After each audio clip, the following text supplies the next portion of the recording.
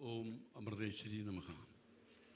സംപൂജ്യരായ സന്യാസിശേഷന്മാരെ, വിവിധ ഹൈന്ദവ സംഘടനാ നേതാക്കന്മാരെ, പ്രിയമുള്ള സഹോദരന്മാരെ, സഹോദരികളെ, സദ്ഗുരുമാതാ അമൃതാനന്ദമയി അമ്മയുടെ ആശ്രമവുമായി ബന്ധപ്പെടുത്തി ചില മാധ്യമങ്ങൾ നടത്തിയ കുപ്രചരണം ഇന്ന് മറൈൻ ഡ്രൈവിനെ ഒരു മഹാസമുദ്രമാക്കി മാറ്റാനുള്ള നിമിത്തമായി മാറിയതിൽ എനിക്കതിയായ സന്തോഷമുണ്ട്.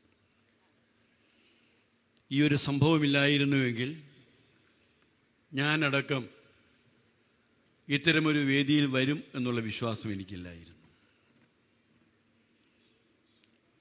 ഇവിടെ നേരത്തെ സംസാരിച്ച സന്യാസി ശേഷന്മാരെ സൂചിപ്പിച്ചതുപോലെ നമ്മൾ ഏകോദര സഹോദരന്മാരാണ് എന്നുള്ള ഒരു ചിന്താഗതി പണ്ടുകാലത്ത് നമ്മളുടെ ഉള്ളിൽ സ്ഥിരപ്രതിഷ്ഠ നേടിയ ആ ചാതുർവർണ്ണ്യമെന്ന് പറയുന്ന ആ വ്യവസ്ഥ എടുത്ത് മാറ്റിക്കൊണ്ട് ബ്രാഹ്മണരായാലും മറ്റാരായാലും സഹോദരന്മാരാണെന്നുള്ള ആ ചിന്താഗതിയോടുകൂടി ഐക്യത്തോടുകൂടി പോകുന്നതിനുള്ള തുടക്കം കുറിക്കുന്ന മഹാസംഭവമാണ് ഈ ചരിത്രപ്രസിദ്ധമായ മറൈൻ ഡ്രൈവിൽ നടന്നിരിക്കുന്നത് എന്ന് പറയാൻ ഞാൻ ആഗ്രഹിക്കുകയാണ്. എന്തെല്ലാം തടസ്സങ്ങളുണ്ടെങ്കിലും ആ തടസ്സങ്ങളെല്ലാം മാറ്റിക്കൊണ്ട് നമ്മൾ മതേതരത്വത്തിൽ വിശ്വസിക്കുന്നവരാണ്. മതദ്വേഷം പകർത്തുന്നവരല്ല, സാമുദായിക വിദ്വേഷം പകർത്തുന്നവരല്ല, മറിച്ച് മറ്റുള്ളവർക്ക് സംഘടിക്കാൻ കഴിയുന്നത് പോലെ ന്യായമായ ആവശ്യങ്ങൾക്ക് വേണ്ടി ഹൈന്ദവ സമൂഹത്തിനും സംഘടിക്കാൻ കഴിയണം എന്നുള്ളതിൻ്റെ ഒരു മുന്നറിയിപ്പാണ് ഈ സമ്മേളനം. ഇവിടെ സംസാരിച്ചപ്പോൾ പറഞ്ഞു, സദ്ഗുരു മാതാ അമൃതാനന്ദമയി അമ്മയുടെ പ്രവർത്തനം മതപരിവർത്തനത്തെ ഒരു പരിവർത്തി തടസ്സപ്പെടുത്താൻ കഴിഞ്ഞു എന്ന് പറഞ്ഞു. ശരിയാണ്. കേരളത്തിൻ്റെ തീരപ്രദേശങ്ങളിലേക്ക് കടന്നു ചെന്നാൽ മലപ്പുറം ജില്ലയിലും അരയൻ കടപ്പുറം എന്ന് പറയുന്നൊരു കടപ്പുറമുണ്ട്. പക്ഷേ അവിടെ അരയന്മാരില്ല. മതപരിവർത്തനം വന്നിരിക്കുന്നു.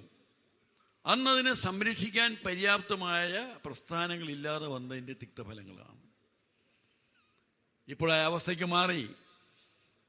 നമുക്ക് സംരക്ഷിക്കാൻ കഴിയുന്നില്ല എന്ന് വന്നപ്പോഴാണ് മറ്റ് താൽക്കാലികമായ ലാഭത്തിന് വേണ്ടി മറ്റ് പലരെയും മുന്നിലേക്ക് കടന്നു ചെല്ലുവാൻ നമ്മുടെ സഹോദരന്മാർ നിർബന്ധിതരായത്. ഇനി അത്തരം സംഭവം ഉണ്ടാകാതിരിക്കാൻ എല്ലാ ഹൈന്ദവ സഹോദരന്മാരും ശ്രദ്ധിക്കണം എന്നാണ് എനിക്ക് അവ സൂചിപ്പിക്കാനുള്ളത്. പിന്നെ മഠത്തെപ്പറ്റിയുള്ള കാര്യം, ഒരു വിദേശ വനിത ഗെയിലി ആശ്രമത്തിൽ സ്ഥിരമായി താമസിച്ച ആ വനിത, അവരെ വ്യക്തിപരമായ ഒന്നും ഞാൻ പറയുന്നില്ല, അവരെ ചരിത്രം പരിശോധിച്ചു കഴിഞ്ഞാൽ ആ പുസ്തകത്തെപ്പറ്റി പ്രചാരം നടത്തിയ പീപ്പിൾസ്, കൈരളി TV അടക്കമുള്ള ചില ചാനലുകളോട് സഹതാപമാണ് തോന്നുന്നത്.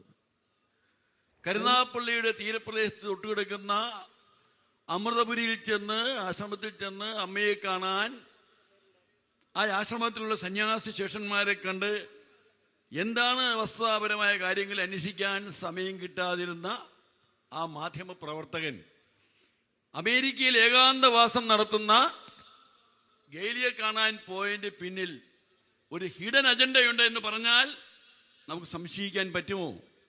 സംശയിക്കാൻ പറ്റുകയില്ല. കഴിഞ്ഞ ദിവസം ഞാൻ ഈ ചാനലിൽ ഒരു വാർത്ത കണ്ടു. ഈ മാസം 5, 6, 7, 8 തീയതികളിൽ രാത്രി 7 മണി മുതൽ 10:30 മണി വരെ ഈ പീപ്പിൾസ് ചാനലിൻ്റെ മുന്നിൽ ഇരുന്നൊരു വ്യക്തിയാണ് ഞാൻ. ആരൊക്കെ എന്തൊക്കെ പറഞ്ഞു എന്ന് കേട്ട് സത്യം പറഞ്ഞാൽ പൊട്ടിക്കരഞ്ഞുപോയി. മനുഷ്യത്വം മരവിച്ച രീതിയിലാണ് ആ ചാനൽ ചർച്ചയിൽ പങ്കെടുത്തവരും അവതാരകനടക്കമുള്ളവർ പെരുമാറിയത്. മാതാ അമൃതാനന്ദമയ്യെ സ്വഭാവഹത്യ ചെയ്ത അതേ ചാനൽ ഇന്നലെ ഞാൻ കണ്ടു, രാവിലെ കണ്ടു. ഇടുക്കി ബിഷപ്പിനെ VT ബലറാം എന്ന് പറയുന്ന MLA നികൃഷ്ടജീവി എന്ന് പറഞ്ഞത് ശരിയായില്ല എന്ന് പറഞ്ഞുകൊണ്ട് ആ ചാനൽ തന്നെ അതിനെതിരായി ചാനൽ ചർച്ച നടത്തുന്നു. എന്തൊരു മാധ്യമധർമ്മമാണിത്? ഇതാണോ മാധ്യമധർമ്മം? ഇതാണോ നിഷ്പക്ഷത? ഈ സംഭവം ഉണ്ടായ അവസരത്തിൽ ഈ ചാനലിന്റെ ഈ 5-ാം തീയതി രാത്രി 10:30 മണിയോടുകൂടി ഈ ചാനലിന്റെ ഉടമസ്ഥ ആർക്കാണെന്ന് അറിയാമല്ലോ. ആ പാർട്ടിയുടെ നേതാവ് മുൻ ആഭ്യന്തരമന്ത്രിയാണ്. അദ്ദേഹത്തിനെ വിളിച്ചിട്ട് പറഞ്ഞു, ഇത് അവസാനിപ്പിക്കണം, അവസാനിപ്പിച്ചില്ല എങ്കിൽ ദൂരവ്യാപകമായ പ്രത്യാഘാതം ഉണ്ടാകുമെന്ന് പറഞ്ഞു. അവസാനിപ്പിച്ചില്ല എന്ന് മാത്രമല്ല, ഒരാഘോഷം പോലെ കൊണ്ടാടാനാണ് ശ്രമിച്ചത്. ഞാൻ തീർത്തു പറയുന്നു, അതിന്റെ പ്രത്യാഘാതം ഇവിടെയെങ്ങും നിൽക്കുകയില്ല.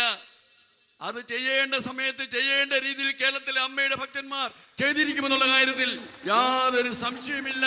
അന്നേരം മാറി ഇന്ന് വിലപിക്കേണ്ടി വരും. കേരളത്തിലെ പ്രതിപക്ഷ നേതാവ് ഇത്രയും നാളുകൾക്ക് ശേഷം ഇന്ന് പ്രതികരിച്ചു എന്ന് പറഞ്ഞാൽ ഗത്യന്തരമില്ലാതെ അന്തരാള ഘട്ടത്തിൽ വന്നപ്പോൾ പ്രതികരിക്കാതിരിക്കാൻ നിർവാഹമില്ലാത്ത സാഹചര്യത്തിൽ മാത്രമാണ് പ്രതികരിച്ചത്. ഈ പ്രതികരണം കൊണ്ടൊന്നും ഈ പ്രശ്നം അവസാനിക്കുകയില്ല. ഇത് ഹൃദയത്തിൽ ഏൽപ്പിച്ച മുറിവാണ്, അത് ഉണങ്ങുകയില്ല. അത് അമ്മയുടെ ഭക്തന്മാരുള്ളിടത്തോളം കാലം നിലനിൽക്കും. ഞാൻ ദീർഘിപ്പിക്കുന്നില്ല. കഴിഞ്ഞ 14-ാം തീയതി ഞങ്ങൾ ധീവരസഭ ആഹ്വാനം ചെയ്തൊരു ഹർത്താല് 5 ദിവസം കൊണ്ട് ഞങ്ങൾ ആസൂത്രണം ചെയ്തൊരു പരിപാടിയാണ്. അമ്മയ്ക്ക് അതൊന്നും ഇഷ്ടമല്ലല്ലോ. ഒരു പത്രസമ്മേളനം നടത്താൻ പോലും വേണ്ട എന്നാണ് അമ്മ പറഞ്ഞത്. പക്ഷേ ഹർത്താല് ഗംഭീര വിജയമായിരുന്നു. അതിനോട് സഹകരിച്ച എല്ലാ ഹൈന്ദവ സംഘടനകൾക്കും അതിൻ്റെ നേതാക്കന്മാർക്കും ധീവരസഭയുടെ ജനറൽ സെക്രട്ടറി എന്ന രീതിയിൽ ഞാൻ പ്രത്യേകമായി ഈ അവസരത്തിൽ നന്ദി പ്രകാശിപ്പിക്കുകയാണ്. ഈ ഐക്യം, ഈ മറൈൻ ഡ്രൈവിൽ നിന്ന് തുടങ്ങിയ ഈ ഐക്യം, എന്തെങ്കിലും സാങ്കേതികമായ തടസ്സങ്ങളുണ്ടെങ്കിൽ അതെല്ലാം മായ്ച്ചു കളഞ്ഞുകൊണ്ട് ഈ ഐക്യത്തിൻ്റെ കാഹളം കേരളത്തിലും എന്ന് മാത്രമല്ല ഇന്ത്യയുടെ മറ്റ് ഭാഗങ്ങളിലേക്ക് വ്യാപിപ്പിക്കാൻ പര്യാപ്തമായ രീതിയിലുള്ള ജൈത്രയാത്രയ്ക്ക് തുടക്കം കുറിക്കണമേ എന്ന് പ്രാർത്ഥിച്ചുകൊണ്ട്, മാതാ അമൃതാനന്ദമയി അമ്മയെപ്പറ്റി പറഞ്ഞാൽ ആന നടന്നു പോകുമ്പോൾ നായ്ക്കൾ ഒലിയിടും, പക്ഷെ ആന ശ്രദ്ധിക്കാറില്ല. അമ്മ എല്ലാത്തിനെയും ക്ഷമിക്കുന്നതാണ്. അമ്മയെ സംബന്ധിച്ചിടത്തോളം ശത്രുവെന്നോ മിത്രമെന്നോ ഇല്ല, പ്രാദേശികമായ ചിന്താഗതിയില്ല. എല്ലാം അമ്മയുടെ മക്കളാണെന്ന് ചിന്തിക്കുന്ന സദ്ഗുരു മാതാ അമൃതാനന്ദമയിക്ക് പ്രണാമം അർപ്പിച്ചുകൊണ്ട് ഇവിടെ വരുവാനും നിങ്ങളോട് സംസാരിക്കുവാനും അവസരം കിട്ടിയതിൽ പ്രത്യേകിച്ച് എൻ്റെ സംഘാടകരോട് പ്രത്യേകമായ അഭിനന്ദനം രേഖപ്പെടുത്തി നിർത്തുന്നു. നമസ്കാരം.